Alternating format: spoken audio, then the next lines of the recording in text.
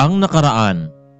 Dinala na nga ni Danica itong si Joshua sa kanyang kondo para doon tumira kasama nito. Joshua, bukas, ipapakilala kita sa mga parents ko. Ha? Ang ibig sabihin ba nito ay hindi pala ako nakilala sa mga parents mo bilang asawa mo? Kaya nga bukas, ipapakilala kita, lalo na kay Daddy Louie. Kaya ngayon pa lang, magpahinga ka na. Pwede ka nang matulog sa kwarto ko o dyan sa kabilang kwarto. Tila napapahiwatig itong si Danica kay Joshua. Ngunit hindi pwedeng abusuhin ang kabutihan ng babae. Sa halip ay natulog na lamang ito sa kabilang kwarto. Kinabukasan matapos nilang kumain at nagtungo na nga sila sa tirahan ng mga magulang ni Danica.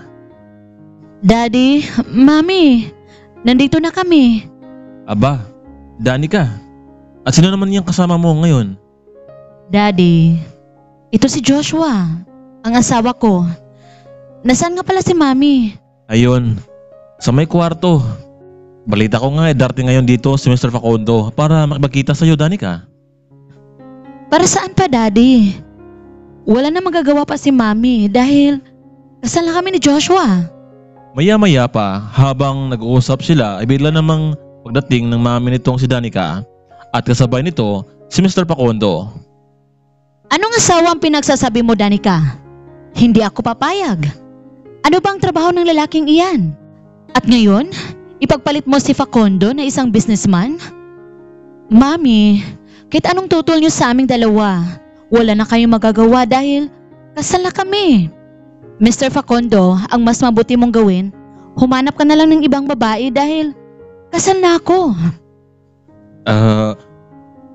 Miss Sandra, ano to? Akala ko ba kaming dalawa lamang na magkatuluyan itong si Danica? Hindi ba nangako ka sa akin? Mr. Facundo, hayaan mo. Gagawa ako ng paraan para matuloy ang inyong kasal. Sige na, Dad, Mom. Aalis na kami ng asawa ko. Danica, kung si Joshua talaga ang lalaking gusto mo, alam mo na, kailangan ko ng lalaking apo para maging tagapagmana sa lahat. Yes, Dad. Huwag kang mag-alala.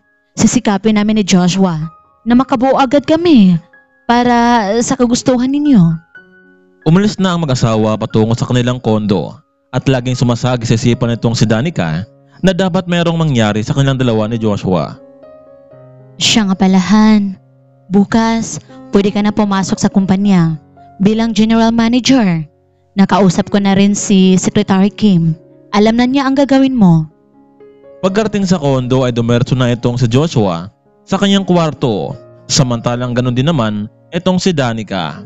Kailangang paghandaan ni Joshua ang bagong posisyon na binigay sa kanya ng kanyang asawa bagamat wala pa siyang idea kung paano pamahalaan ang kumpanya dahil buong buhay nito ay nakatuon lamang sa pagbebenta ng mga isda.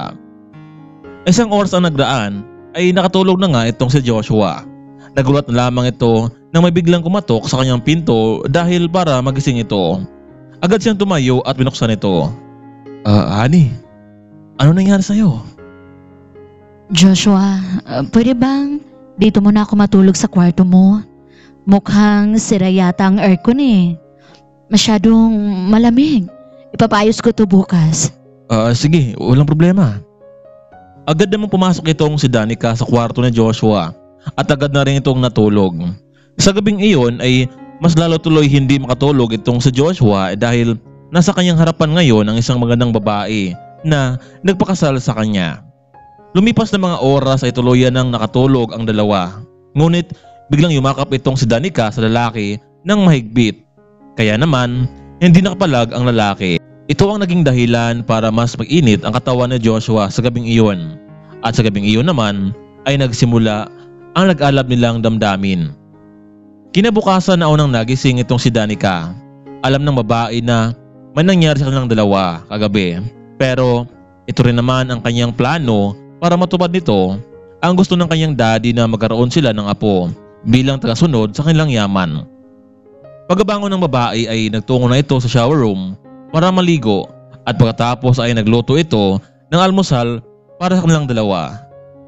Honey, Joshua, gumising ka na. Kumain na tayo. Remember, ngayon ang unang araw mo sa company. Alam ni Joshua na meron nangyari sa kanilang dalawa kagabi. Nahalata ng lalaki ang tono ng boses ni Danica na parang wala lang sa kanya ang naganap kagabi. Kaya naman dahan-dahan din itong bumangon na parang walang nangyari. Ay naku honey, nagabala ka pa, dapat ako nang nagluto para sa'yo. Okay lang yun, honey. Anytime, pwede ka rin naman magluto para sa ating dalawa. Para naman matikman ko rin ang luto mo. Matapos nila sa lahat ay naghanda na sila patungo sa kumpanya habang naghihintay naman sa kanila itong si Secretary Kim. So, honey, mamaya magkita na lang tayo dahil may meeting kami ng Board of Directors. Dumiretso ka na sa office mo sa room 502. At kung nahirapan ka, tawagin mo lang si Secretary Kim. Nagtungo na nga itong si Joshua sa room 502. Sobrang laki din pala ng opisinang iyon at maraming mga empleyado. Pagpasok sa entrance ng office ay hinarang ito ng isang babae. Excuse me, sino po kayo? Paano ka nakapasok sa exclusive na office? Nasa ibaba lang po ang maintenance department.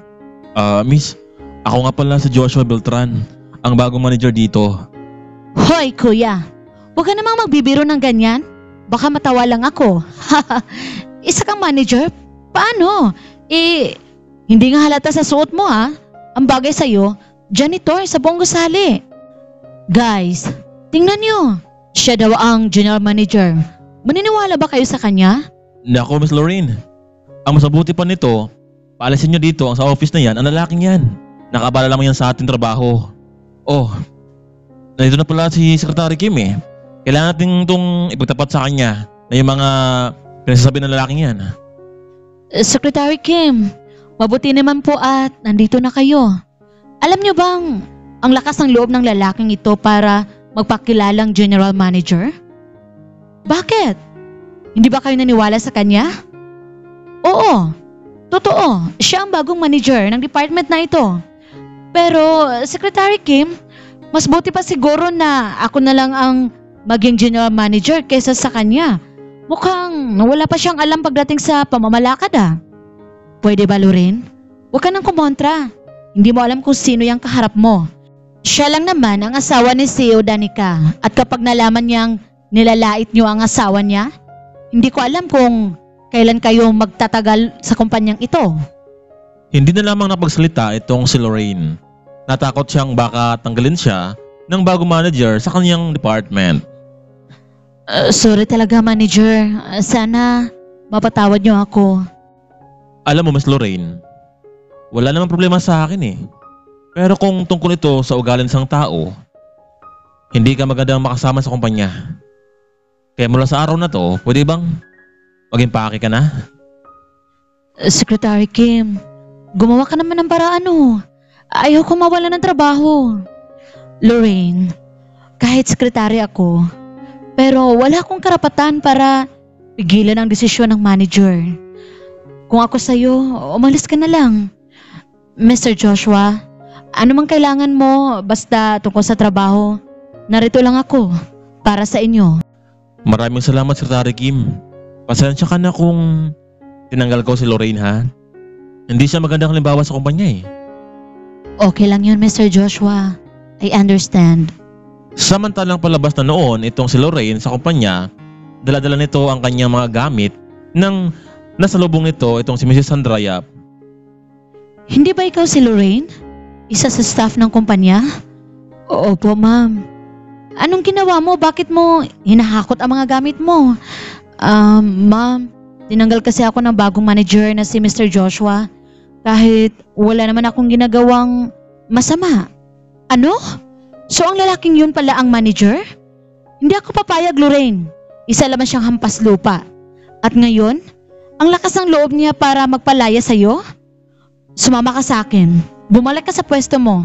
Siya ang dapat paalisin dahil pinulot lamang siya ng anak ko. Ano kaya ang magiging bunga nito? Sino kaya ang mas paniwalaan ng lahat?